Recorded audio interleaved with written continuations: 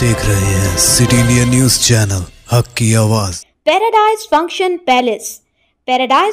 Palace महबूब नगर।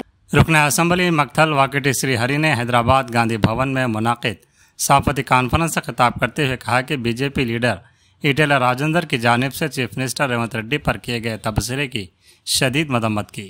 वाकटी श्री हरि ने कहा कि ईटेला एक सीनियर लीडर और बावकार ओहदे पर होते हुए इस तरह का तबसरा करना नामुनासिब है। उन्होंने कहा कि चीफ मिनिस्टर रेवंत रेड्डी का ताल्लुक रेड्डी बिरादरी से है, उसके बावजूद भी उन्होंने बीसी ज़ात की मर्दमशुमारी कराई और असम्बली में मुदिराज की अददी ताकत को बढ़ाया। ऐसे अजीम लीडर के बारे में इस तरह के तबसरे नामुनासिब हैं। उन्होंने ईटेला से अपने तबसरे को वापस लेने का मुतालबा किया। మేము కొంతమంది రాజకీయ నాయకుల్ని ఆదర్శంగా తీసుకొని రాజకీయాలు అలాంటి వాళ్ళను మేము ఎవరైతే ఆదర్శంగా తీసుకున్నామో వాళ్ళ గురించి మాట్లాడే సందర్భం వస్తుందని నేను ఎప్పుడు అనుకోలేదు. రాజకీయాలలో హుందాతనాన్ని నిలబెట్టుకునే వ్యక్తులు కొంతమంది ఉంటారు. ఆనాడు సమైక్యాంధ్రలో ఉన్నప్పుడు కూడా చంద్రబాబు నాయుడు గారు లేదా రాజశేఖర రెడ్డి గారు మాట్లాడుకున్నప్పుడు ఎప్పుడు ఇంత పర్సనల్గా మాట్లాడుకునే పరిస్థితి ఉండకుండే అది చూసి నేర్చిన వాళ్ళు. గతంలో ముఖ్యమంత్రి రోషయ్య గారు కానీ అంచెలంచెలుగా వస్తున్న సందర్భాల్లో రాజకీయాల్లో వీళ్ళలాగా ఉండాలనేటువంటి సందర్భాన్ని చూసాం.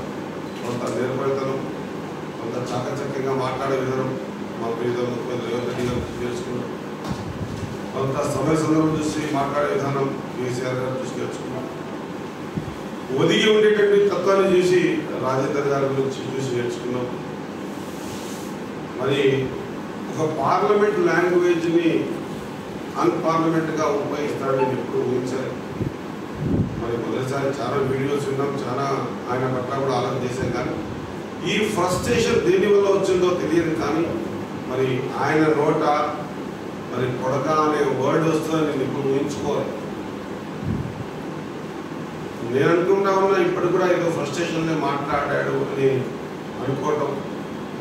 మగాడిలాగా ఉంటాడనుకున్నా కానీ ఏడవలేదు, ఏడ్చాడు, ఏడ్చుకొని ఏమనుకుంటారో అని చెప్పేటువంటి పదాన్ని కూడా ఉపయోగించడం. నేను అనుకుంటా మీరు అన్నటువంటి మాట ప్రియతమ ముఖ్యమంత్రి రేవంత్ రెడ్డి గారికి తాకుతుందనో ఆయన్ని అనాలనో అన్న పదంగా రేవంత్ రెడ్డి గారికి తాకడమే దూరం అట. కానీ అది మీ నోట రావడం కూడా కరెక్ట్ కాదు అనేది నా భావన. కాబట్టి నేను మల్కాజ్గిరి పార్లమెంట్ సభ్యులు పెద్దలు ఈటెల రాజేందర్ గారిని కోరుతా ఉన్నా, దయచేసి రాజకీయ విమర్శ ఏ విధంగా ఉండాలి లేదా రాజకీయ ప్రభుత్వం మీద మాట్లాడుతున్నప్పుడు మనం మాట్లాడే విధానం ఆలోచింపజేయాలి. అరే నిజంగా కూడా ఈ మాటలో ఒక వర్త్ ఉంది, మనం ఎక్కడో పొరపాటు జరిగింది అనేటువంటి కోణాన్ని వెతికి దాన్ని బయటికి తీసుకొచ్చి మనం నడిపించే విధంగా ఉండాలి తప్ప కామెంట్గా అయ్యే విధంగా లేదా మనం కొంత స్థాయిని తగ్గించే విధంగా ఉండడం అనేది నా లెక్కల సమంజసం కాదేమన్నటువంటి మాట ఈరోజు మీడియా ముందర మాట్లాడాల్సి వస్తుంది. మీడియాలలో దీంట్లో చర్చ జరగాలని అనుకునే వాళ్ళకి ఏదైనా అక్కడక్కడ మాట్లాడడం వల్ల తలతోకలేని వాళ్ళు మాట్లాడడం వల్ల వాళ్ళకేదైనా ఇట్లా మాట్లాడడం పనికొస్తుంది. కానీ మీలాంటి మ్యాచ్యూరిటీ ఉన్నటువంటి నాయకుడు ఈ విధంగా మాట్లాడడం కొంత బాధాకరం అన్న మాట చేస్తాం. ఒక మాట అన్నారు,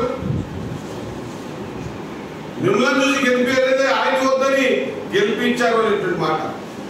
రాజకీయాల్లో ఎవరెవరు చూసి ఎవరెవరు గెలిపిస్తారో మంచి మంచి నాయకులు ఎక్కడెక్కడ గెలలేక ఓడిపోయారో ఆ ఓడిపోయినప్పుడు మనల్ని వద్దనుకొని ఇంకోరు గెలిపించారు అనుకోవాలా, లేకపోతే ఇప్పుడు గెలిచినప్పుడు వాళ్ళు వద్దనుకొని నన్ను గెలిపించారు అనుకోవాలా, ఇది వాళ్ళ వదిలేస్తాను. నేను ఇప్పటిప్పుడు అంటా ఉన్నా, సమాజం ఈరోజు రాజకీయ నాయకుల్ని ఒక చిన్న చూపు చూసే విధంగా మనం చేసే ప్రవర్తన, ఈ ప్రవర్తన వల్ల రాబోయే రోజుల్లో రాజకీయ నాయకుడు అంటే పలచన పడేటువంటి పరిస్థితులు వస్తుంటాయి. కాబట్టి మనం జాగ్రత్తగా మెలుకోవాల్సిన అవసరం ఉంది. ఖచ్చితంగా నేను పూర్తి స్థాయిలో ఖండిస్తా ఉన్నా. ఇప్పుడు నేను కూడా మక్తల్ శాసనసభ్యులుగా ఎన్నుకున్నా, నాకంటే ముందున్న ఎమ్మెల్యే బాలేదని గెలిపించవచ్చు కాక కానీ రేపు నేను కూడా ఓడిపోవడానికి కారణం నేను వాళ్ళకి ఇంకోని గెలిపించుకునే విధంగా ఉండకూడదు. ఆ విధంగా నా నడక ఉండాలి, నా నడవడిత ఉండాలి, నా ఆలోచన విధానం ఉండాలి. ఆ విధంగా మనం ప్రవర్తించుకోవాలి తప్ప రాజకీయాలలో ఈ విధంగా ఎక్కడ కోపమో తీసి ఇక్కడ వేయటమో లేకపోతే ఇంకోటో మేము కొంత కోరుకుంటున్నాం.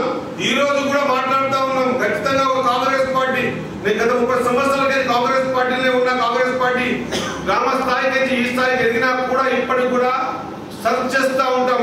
ఏ పార్టీ అయినా సరే మ్యాచ్యూరిటీ ఉన్నటువంటి నాయకులు ఏముంటారు, వాళ్ళ ఆలోచన విధానం ఏ విధంగా ఉంటుంది, మరి వాళ్ళు ఏ విధంగా మసులుకుంటారు అనేటువంటి కొంత కోణంలో ఆలోచన చేస్తే ఈరోజు మనం కూడా ఏమి చూసి ఏం నేర్చుకోవాలి. నైట్ తిట్టడం వల్ల గొప్ప నాయకుడు అవడం అంటే నలి తిట్టడు మండలు గతంలో కేసీఆర్ గారు ఛాన్సాలు ఇవ్వడం పొట్టోని పొడవుడు కొడితే పొడవుని పోషణ కొడతానంట. ఈరోజు మనం ఇంత మాట్లాడితే ఇంతకంటే ఎక్కువ మాట్లాడే వాళ్ళు ఇంకొకటి పుట్టినప్పుడు మనం బాధపడాల్సిన సందర్భాలు వస్తాయి. కాబట్టి నేను గౌరవ పార్లమెంట్ మల్కాజ్గిరి పార్లమెంట్ సభ్యుల్ని కోరుతా ఉన్నా, ఇది తమరికి తగదు. ఇంకా మీ సూచన లేదా మీరు ఇచ్చేటువంటి ఏదైతే సజెషన్స్ ఉన్నాయో అవి ఈ తెలంగాణ రాష్ట్రం డెవలప్మెంట్ కావడానికి ముందుకు పోవడానికి సజెషన్ ఇచ్చే విధంగా ఉండాలి తప్ప ఈ విధంగా విమర్శ కూడా సద్విమర్శ అయి ఉండాలా.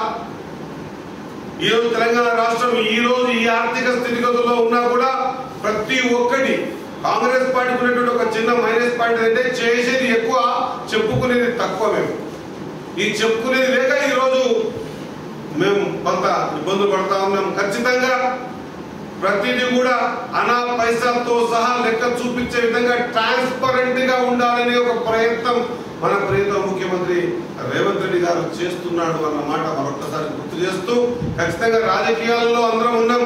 రాజకీయం ద్వారానే ఈ రాజ్యాంగం నడిపించుకునే పద్ధతుల్లో ఉన్నాం. కాబట్టి ఖచ్చితంగా రాజ్యాంగానికి లోబడి మనం అందరం కూడా మాట్లాడుకుంటే రాబోయే రోజుల్లో ఖచ్చితంగా మనం మన గౌరవాన్ని కాపాడుకున్న వాళ్ళం అవుతామన్నమాట మరొకసారి గుర్తు చేస్తూ, ఖచ్చితంగా తెలంగాణ రాష్ట్రంలో ఇంత ఆర్థిక వ్యవస్థ చిన్న భిన్నమైనా కూడా అన్ని పేద బీద బడుగు బలహీన వర్గాలు, తాడిత పీడిత ప్రజలు, అగ్రవర్ణాల్లో ఉన్నటువంటి పేదలు, మైనారిటీల కోసం ఏదో ఒక తపన ద్వారా చేయాలనే తపనతో వచ్చినటువంటి ప్రియతమ ముఖ్యమంత్రి రేవంత్ రెడ్డి గారి పట్ల ఈ విధంగా మాట్లాడడం సరైనది కాదన్నమాట మరొకసారి గుర్తు చేస్తూ, మరి ఎప్పుడు కూడా ఎక్కడ కూడా ఏ రాష్ట్రంలో కూడా ఇంత సాహసం చేయాలి.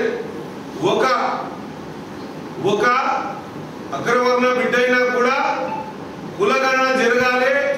ఆ కులగణన ద్వారా రాజ్యాధికారం ప్రతి ఒక్కరికి రావాలి. ఏదైతే స్పార్క్ రాహుల్ గాంధీ గారికి వచ్చిందో ఈ దేశంలో జిస్కి జితనీ ఆబాదీ ఉస్కి ఉతనీ హిస్సేదారీ అని, మీరెంతో మీకంతా అని, లేదా ఈ సమాజంలో అనవసరంగా ఏ మాట వచ్చినా కూడా దాన్ని పరిపూర్ణంగా పూర్తి స్థాయిలో వ్యతిరేకిస్తాం. మీరు ఏమైనా సబ్జెక్ట్ ప్రకారం మాట్లాడితే, సబ్జెక్ట్ ప్రకారం సూచిస్తే ఎన్నో విషయాలు కూడా ముఖ్యమంత్రి గారు మరి ప్రధానమంత్రి మోదీ గారి దగ్గరికి వెళ్తా ఉన్నారు. ఈ రాష్ట్రానికి కావాలని అడుగుతా ఉన్నారు. మరి ఈ రాష్ట్రంలో ఈ విధంగా మీరు చేయడం వల్ల మాకు లాభం లభి చేకూరుతుంది. గతంలో ఏ ముఖ్యమంత్రి ఎన్నిసార్లు కలిసి లేకుండా వచ్చు, కానీ ఈసారి ఎన్ని అవకాశాలు ఇచ్చినా ఇవ్వకపోయినా, ఫండ్ ఇచ్చినా ఇవ్వకపోయినా, ఈ తెలంగాణ పట్ల చిన్న చూపు చూసినా ఏం చేసినా కూడా మరొకసారి ప్రయత్నం చేద్దాం తెలంగాణ ప్రజల కోసం అన్నటువంటి మాట కోసం ప్రతిసారి ముఖ్యమంత్రి గారు పోతా ఉన్నారు కదా. ఎక్కడ కూడా ఆయన కూడా రాంగ్ కామెంట్ చేయలేదే. మొన్న కూడా జరిగిన యుద్ధంలో ముందుకు వచ్చి మా ఆది నాయకుడి నుంచి గల్లీగిరి వరకు కూడా మోదీ గారు మీరు ముందు పోటీ మేము ఉన్నామని చెప్పేసి గంటా పదంగా చెప్పాం కదా. ముందు మన దేశం రక్షించుకోవాలి కదా.